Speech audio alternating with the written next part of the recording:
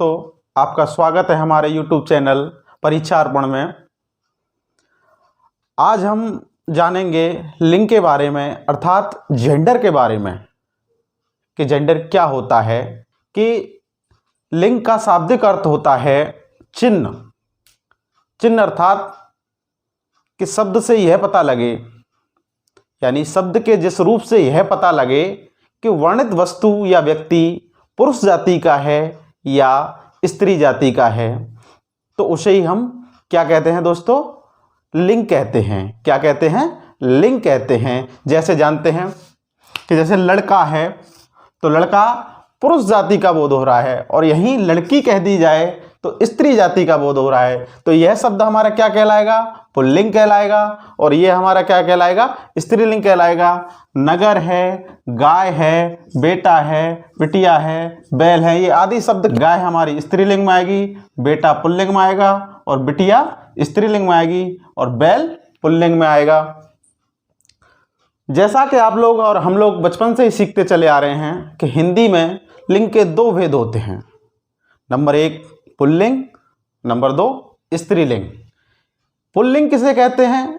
Pulling अर्थात शब्द के जिस रूप से यह पता लगे कि जो वर्णित वस्तु है या प्राणी है वह पुरुष जाति का है। किसका है? पुरुष जाति का बोध होता है, उसे ही हम क्या कहते हैं? पुल्लिंग कहते हैं। क्या कहते हैं दोस्तों? पुल्लिंग कहते हैं। जैसे पेड़, नगर, कपड़ा, लोहा, देश, ये सभी शब्द हमारे क्या हैं? पुल्लिंग शब्द हैं। क्या है दोस्तों? पुल्लिंग शब्द है। क्या है? पुल्लिंग शब्द हैं। अब है स्त्रीलिंग। तो आसान सी भाषा में जैसे पुल्लिंग को समझाया वैसे ही स्त्रीलिंग को जानते हैं। शब्द के जिस रूप से यह पता लगे कि वर्णित वस्तु या व्यक्ति स्त्री जाति का है, तो उसे ही हम स्त्रीलिंग कहते हैं। क्या कहते हैं दोस्तों? स्त्रीलिंग कहते हैं। हिंदी में हमारे दो ही लिंग होते हैं, आप आसान सी भाषा में सीख रहे हैं।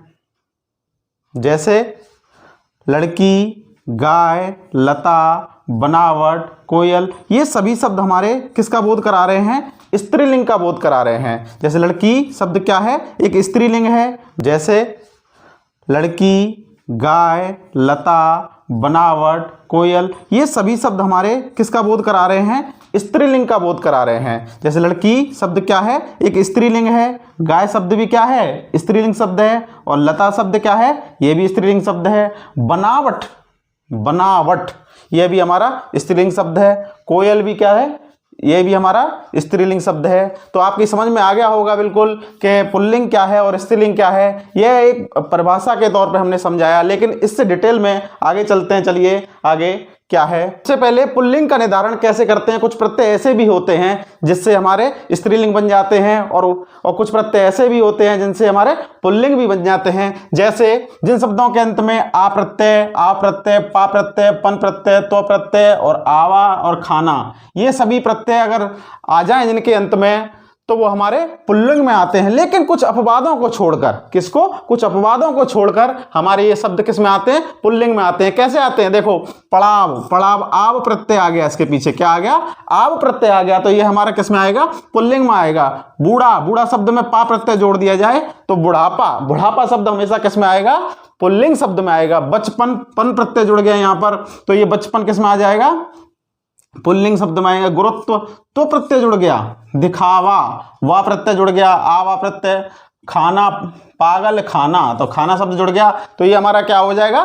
पुल्लिंग शब्द हो जाएगा। तो मैंने आपको पिछले वीडियो में बताया था कि एक वचन और बहुवचन के लिए आपको क्या करना होगा? आपको एक वाक्य बनाना होगा। ऐसे मैं आपको यहां सलाह देता हूं कि इसको भी आप जानने के लिए एक वाक्य बना लें। क्या बना लें? वाक्य बना लें। वाक्य से ये बिल्कुल क्लियर हो जाएगा। जैसे मेरा बचपन अच्छा था या मेरा बचपन अच्छी थी, तो इससे क्लियर हो जाएगा कि ये हमारा स्त्रीलिंग है या पुल्लिंग है। तो हमारा बचपन अच्छा था, तो ये हमारा क्या हो जाएगा? पुल्लिंग हो जाएगा। मेरा बुढ़ापा अच्छा था। ऐसे वाक्य बनाकर भी हम जान सकते हैं दोस्तों। ठीक है, तो चलिए और कुछ जानते हैं। इसमें कुछ इंपॉर्टेंट है, ये जरा आप इस पर गौर कीजिए। महीनों के नाम, सभी महीनों के नाम किस में आते हैं? पुल्लिंग में आते हैं। दिनों के नाम जैसे सोमवार, मंगल, बुध, ये सभी दिन किस में आएंगे? पुल्लिंग में आएंगे। सभी ग्रहों के नाम, जितने भी ग्रह होते हैं, ये सब किस में आते हैं? पुल्लिंग में आते हैं। पर्वत, जितनी भी पर्वत हैं वो सभी किस में आएंगे? पुल्लिंग में आएंगे।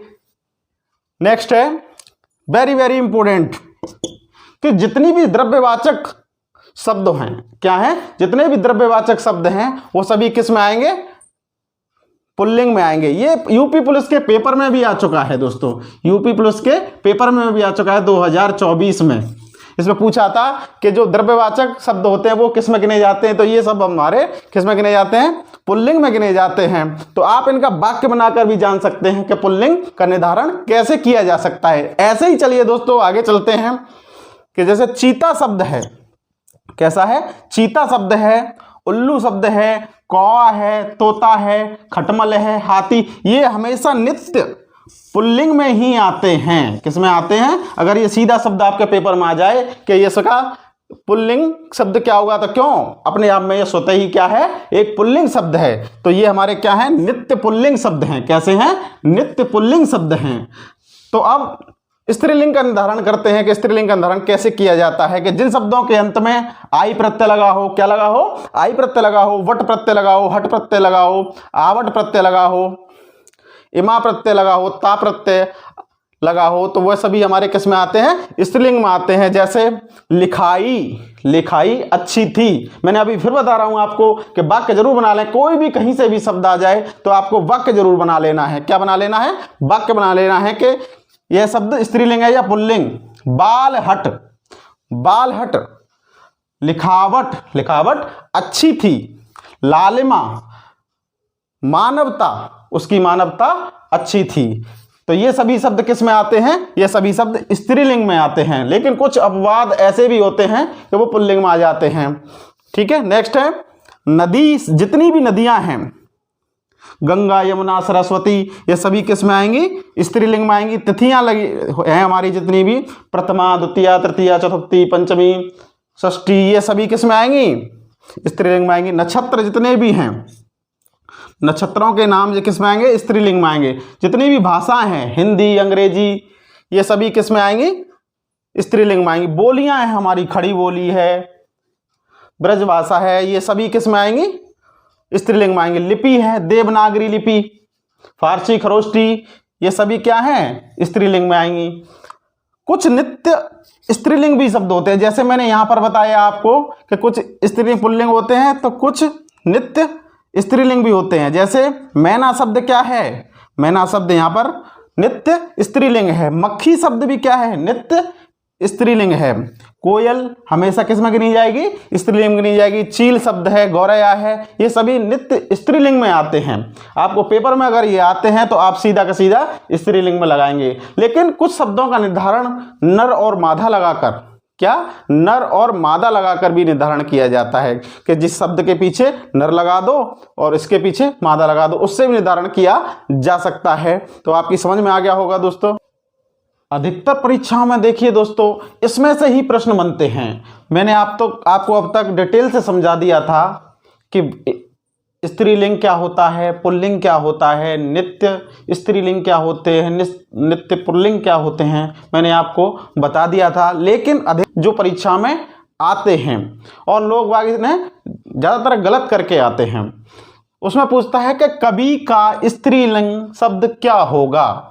कवि का स्त्रीलिंग शब्द क्या होगा? तो कवि का स्त्रीलिंग कवित्री होगा। तो ये शुद्ध वर्तनी में भी लिखने आ जाता है दोस्तों। किस में आ जाता है? शुद्ध वर्तनी में। अधिकतर लोग उसे कवित्री लिख देते हैं, लेकिन शुद्ध कवयित्री कहा जाता है। उसको क्या कहा जाता है? कवयित्री कहा जाता है। तो कवि का स्त्रीलिंग शब्द क्या होगा? कवयित्री होगा। विद्वान का स्त्रीलिंग क्या होगा? विदुषी होगा। जैसे वह विद्वान व्यक्ति है तो ऐसी स्त्री के लिए क्या लगाएंगे? ये विदुषी स्त्री है। ठीक है। नेता, नेता का स्त्रीलिंग नेत्री। अधिकतर लोग महिलाओं के लिए भी नेता लगाते थे, लेकिन वह गलत है। महिलाओं के लिए हमेशा नेत्री लगाया जाता है। जो महिलाओं में जो नेता होती हैं उसे नेता नहीं कहा जाता, उन्हें नेत्री कहा जाता है। महान नेत्री और महान नेता, ठीक है, ये भी गलत है। उनको नेत्री को क्या कहा जाएगा? महती नेत्री क्या कहा जाएगा, महती नेत्री, और पुरुष में कहा जाएगा महान नेता। तो महान का स्त्रीलिंग क्या होगा, महती होगा। जैसे कोई महान पुरुष है, ऐसे इसमें क्या कहेंगे, महती स्त्री है। क्या है, महती स्त्री है। साधु का स्त्रीलिंग शब्द क्या होगा, साध्वी होगा। और लेखक का शब्द क्या होगा हमारा, स्त्रीलिंग लेखिका होगा। तो आपकी समझ में ये आ गया होगा। इनको आप बिल्कुल ही अपने माइंड में फीड कर लीजिए, अधिकतर प्रश्न इसी में से ही बनते हैं। आप कितनी भी कहीं से भी तैयारी कर रहे हैं, लेकिन आप हमारे YouTube चैनल पर देखिए, जितने भी प्रश्न परीक्षा में आते हैं जो हम पढ़ा रहे हैं, अधिकतर प्रश्न हमारे इसी में से बनते हैं। मैं आपसे वादा करता हूं कि जितने भी क्वेश्चन आएंगे वो मेरे द्वारा पढ़ाए हुए अधिकतर प्रश्न पूछे ही जाएंगे। आपने अब तक हमारे YouTube चैनल को सब्सक्राइब नहीं किया है तो जल्द से जल्द मेरे YouTube चैनल को सब्सक्राइब कर लीजिए। और मेरे वीडियो अगर आपको अच्छा लगा हो तो लाइक करिए, कमेंट करिए और शेयर करिए। धन्यवाद।